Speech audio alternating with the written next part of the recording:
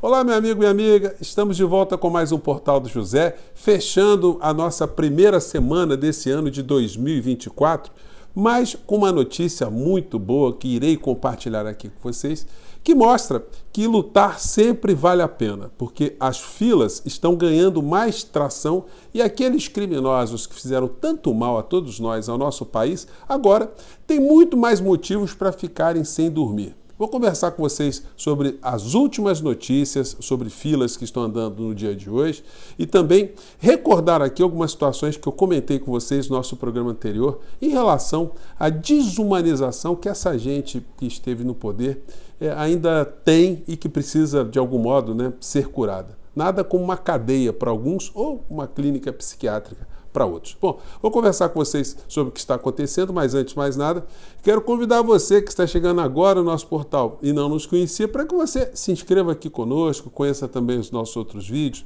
Se você gostar, compartilhe, recomende, não esqueça, dê o seu joinha, o seu comentário, porque aqui é muito importante, e se puder, se inscreva também no nosso clube de membros, tá legal? Então, vamos aqui aos temas. Gente, hoje mais cedo, eu mostrei para vocês alguns vídeos, na verdade 2 vídeos, que ilustram bastante a contradição ou os mundos tão diferentes que pessoas como eu e você vivemos e as outras pessoas que se deixaram contaminar ou que já tinham isso na sua alma e simplesmente deixaram que o pior de si eclodisse com a figura que chegou até o poder aqui no nosso país, a figura do inelegível. Então mostrei para vocês, algumas imagens aqui envolvendo o padre Júlio Lancelotti. Essa aqui é uma dele distribuindo pães, E ele está montando uma super padaria com apoio de muitos voluntários, dentre os quais eu me incluo, para poder alcançar ainda mais um número maior de pessoas.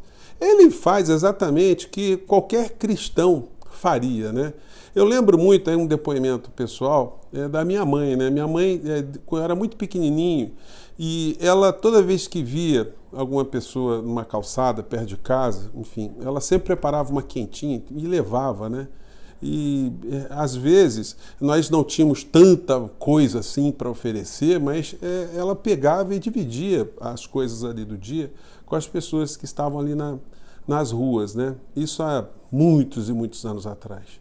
Então, quando eu vejo assim uma figura como o padre Júlio Lancelotti fazendo a mesma coisa, é óbvio que eu me identifico, é óbvio que muitas pessoas se identificam também, e é por isso que a gente fica tão chateado e tão revoltado com a desumanidade com que as pessoas agridem um santo homem. Porque comparem o que é a vida de um padre Júlio Lancelotti com a vida desses falsos profetas que usam da religião não para praticarem o bem, mas para praticarem o mal e para ficarem cada vez mais endinheirados. É uma coisa absolutamente insana, uma coisa covarde, uma coisa mesquinha, uma coisa vil. O que essas pessoas fazem, o que esses falsos líderes fazem. Sobretudo, ainda é pior quando tem políticos que se utilizam dessas figuras como trampolins para conseguirem ainda mais nacos do poder.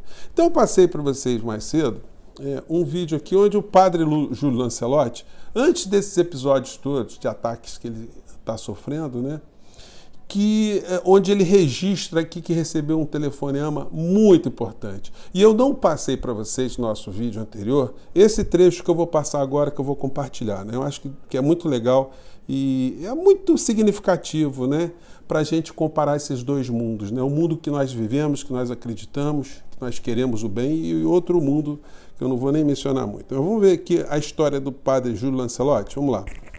Ontem, a alegria que nos tocou quando eu estava em casa descansando um pouquinho, aí o celular chamou e eu vi lá sem identificação do chamador. Aí eu achei, deve ser alguma chamada de algum jornalista, porque os jornalistas que ligam sem identificar o chamador. Aí eu, alô, aí a voz do outro lado disse, Padre Júlio, eu disse, sim, eu achei um jornalista estrangeiro. E aí disse, parla italiano ou habla castelhano? Eu disse, os dois. Ele disse, sono Papa Francesco. Aí eu vi a voz, Papa Francisco, eu falei, santità! E me levantei, não consigo falar com o Papa sentado, né? A minha vontade era ajoelhar até. E aí o Papa disse, vi as fotografias dos moradores de rua, vi que você está sempre com os moradores de rua, como é o seu dia? Aí eu expliquei como é o dia, a missa, a convivência com os irmãos de rua. Ele sim. E disse, o principal não é o que nós levamos, é conviver com eles. Ele disse, eu sei das dificuldades, dos problemas que vocês passam, mas não desanime, não desanime. Façam como Jesus, estejam sempre ao lado dos pobres. Ele falou para mim, por que não gostam desse trabalho? Por que não gostam dessa convivência? Eu expliquei um pouquinho para ele todas as dificuldades. Ele disse, diga aos moradores de rua que eu os amo muito, tenho muito carinho por ele e que eu rezo por ele todos os dias. Peça também para que eles rezem por mim. Por isso, todos os dias nós rezamos pelo Papa. E hoje está aí o Solidel do Papa Francisco, que há alguns anos e aí, mandou também na sequência desse vídeo, eu não pude colocar para vocês no nosso encontro anterior, mas agora eu vou colocar no primeiro comentário do nosso portal, né? Você entra ali no setor de comentários e o primeiro que eu vou deixar fixado é essa fala do padre Júlio Lancelotti para você compartilhar com outras pessoas, né? Você que gostou, você que se emocionou, você que já viu, é legal ver de novo, você que não tinha visto, tenho certeza absoluta que você ficou tocado. Como também ficará tocado ao ouvir aqui as palavras do Papa, né? Que mencionou esse telefonema que ele deu para o padre Júlio Lancelotti, né? Vamos ver aqui. Ieri sera sono riuscito a fare una telefonata a un anziano prete italiano, missionario dalla gioventù in Brasile, ma sempre lavorando con gli esclusi, con i poveri. E vive quella vecchiaia in pace. Ha bruciato la sua vita con i poveri. Questa è la nostra Madre Chiesa. Questo è il messaggero di Dio che va agli incroci dei cammini. Gente, é muito bacana, né? Essa situação que a gente tem a oportunidade de compartilhar em canais como o nosso Portal do José.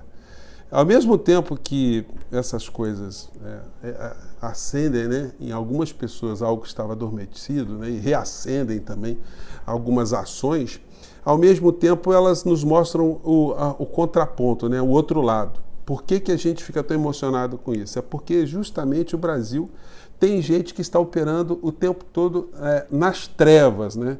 E a principal figura foi o ex-presidente da República. Hoje ele publicou um texto aqui no seu tweet, absolutamente esquizofrênico, né? Mostrando que ele tem problemas muito sérios na cabeça dele. Escreveu ele, a certeza da impunidade e a falta de compromisso mínimo com a verdade parece deixar muitos à vontade para agirem como querem ou como imaginam, ignorando a realidade e relativizando tudo dependendo do lado que se pronuncia. Como diz o chefe da organização comunista, tudo depende da narrativa que vamos criar. Logo, os fatos não importam, somente o que gira no sistema cada vez mais exposto. Gente, é coisa de gente que não está bem na cabeça, né? E ele continua publicando como se fosse um macaco Tião, com todo respeito aos macacos, né? As cenas dele indo para algum canto, sempre com alguma combinação, chegando algum transeunte, algum banhista, né? Para ficar tirando foto com ele, ficar gritando. Isso mostra como uma parcela gigantesca da sociedade brasileira ficou anestesiada durante a pandemia e não relacionou o desastre, o morticínio, o genocídio que aconteceu aqui no nosso país, à responsabilidade desse crápula que governou o nosso país. Governou entre aspas, né?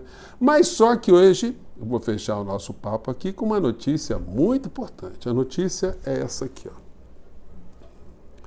Tá, todo mundo dá para ler, né? Notícia diz que Gilmar Mendes determina que PGR avalie omissões de Bolsonaro durante a pandemia. Em despacho, o ministro do Supremo Tribunal Federal pontua já ter declarado invalidade absoluta do parecer que poupou o ex-presidente de responsabilidade. Esse tipo de decisão do ministro Gilmar Mendes, ela tem uma dupla face, né? Em primeiro lugar, denuncia que a Procuradoria-Geral da República, o senhor Augusto Aras e a senhora Lindor Araújo, não funcionaram a favor da República, da Constituição, do povo brasileiro, da sociedade brasileira. Funcionaram como advogados inescrupulosos desse que esteve em cima de milhares e milhares de cadáveres aqui no nosso país. Então, o que é óbvio para todos nós, para essa gente que ficou nesse mundo obscuro, até por os grandes veículos de comunicação não apontarem de uma forma muito direta o que estava acontecendo, que havia um responsável político e existiam responsáveis jurídicos como Procurador-Geral da República, a sua auxiliar direta, o chefe do Poder Legislativo no Senado, o chefe do Poder Legislativo na Câmara, ou seja, desde o senhor o Maia lá, o Rodrigo Maia, o Alcolumbre, o Arthur Lira, o Pacheco, todos eles, de algum modo, foram cúmplices, junto com os grandes veículos de comunicação, dessa tragédia que aconteceu aqui no nosso país. Isso aí você temos como situação absolutamente clara. Mas, para algumas pessoas, estava faltando agora que a gente conseguisse remover o entulho para que a justiça aqui no nosso país comece a funcionar. Então, se tem gente que vai ficar sem dormir a partir dessas matérias publicadas hoje, o entendimento do ministro Gilmar Mendes, do óbvio, ou que seja, que o Procurador-Geral da República tem que denunciar aqueles que, depois de uma investigação, são apontados como responsáveis de crimes, pois bem, isso está em vias de acontecer. Vamos ver qual será o comportamento do senhor Paulo Gonet, mas eu tenho certeza absoluta que, pelo fato do ministro Alexandre de Moraes ter tecido muitos elogios da figura do senhor Paulo Gonet, isso só está sendo possível porque existe, de fato, uma compreensão que o senhor Paulo Gonet vai agir a favor do nosso país, a favor da sociedade, e vai denunciar esses criminosos para que, nesse ano de 2024, a maior parte deles vá para a cadeia, né?